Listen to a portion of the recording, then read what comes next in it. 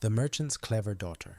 In a quiet town nestled between the hills of the Levant, where stone houses sat close together and mornings always smelled of fresh bread and olive groves, there lived a merchant known for his kindness and honesty. He dealt in fabrics, spices, and small carved treasures, and people trusted him more than they trusted the weight of their own scales. The merchant had only one child, a daughter named Leyla. She was known throughout the town for something far rarer than beauty.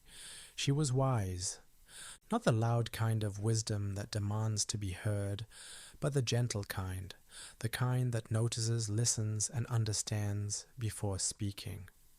Her father often said, "Leyla sees the world the way a lantern sees a room. She finds the corners the rest of us forget to look at." One day, news spread that the ruler of the region, a fair and thoughtful man, was seeking a new advisor, but he wanted someone who could solve problems with clarity, not with power, so he invited people from across the land to come before him with riddles, questions, and solutions. The merchant decided to go not for himself, but for curiosity, and, as always, Leyla walked with him. The palace stood at the end of a long walkway lined with tall cedar trees. The courtyard was filled with people, some with scrolls under their arms, some whispering rehearsed answers, others hoping to impress with confidence alone. The ruler appeared on a raised platform, calm and composed, with eyes that seemed to measure a person's sincerity more than their appearance. He announced, "I will pose 3 tests.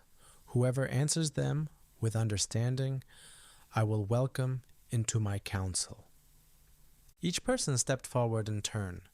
The questions were simple in words but heavy with meaning, and one by one the people stumbled. Finally, when most had come and gone, the merchant stepped forward. The ruler said gently, "I know you, merchant. Your reputation is honest. But tell me, why do you stand before me today?" Before the man could answer, Leyla stepped forward slightly, her tone soft but steady. "My father stands here because he is curious. I stand here because I heard your questions, and I think they may be answered." The ruler's eyes warmed with interest. "And what is your name?"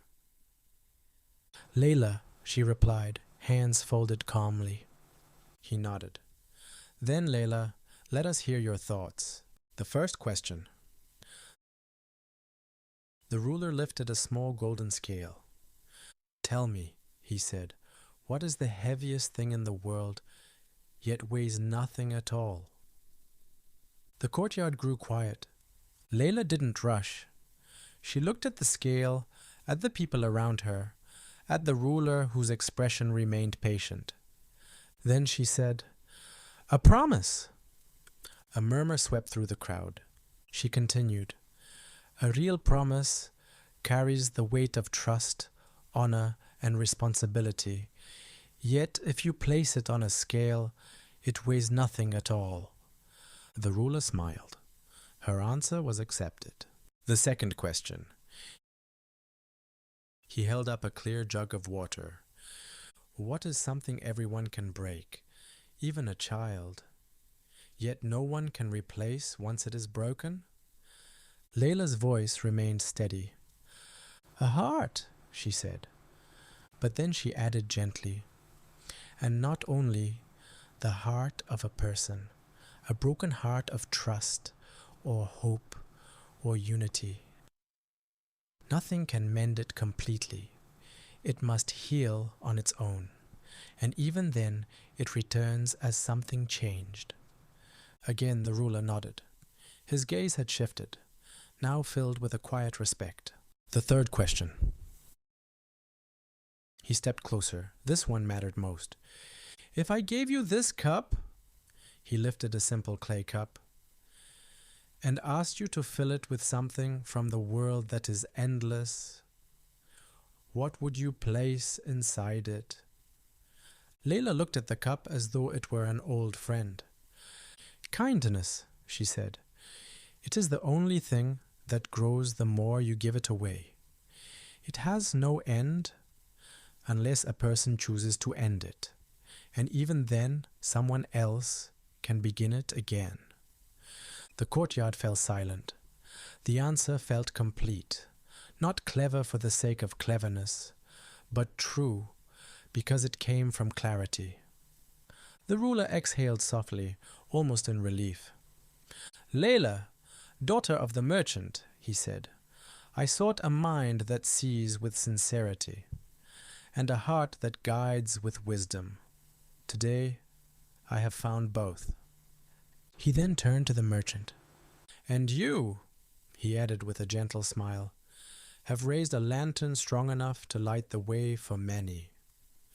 From that day on, Leyla became known as the clever daughter, the one whose wisdom did not come from pride, but from gentleness, listening, and the patience to see the simple truth beneath complicated words. And though the ruler invited her often to the palace for counsel, Leyla always returned home before sunset, preferring the calm of her father's courtyard, the scent of figs and olive wood, and the quiet satisfaction of helping the world a little each day, with nothing more than a clear mind and a kind heart.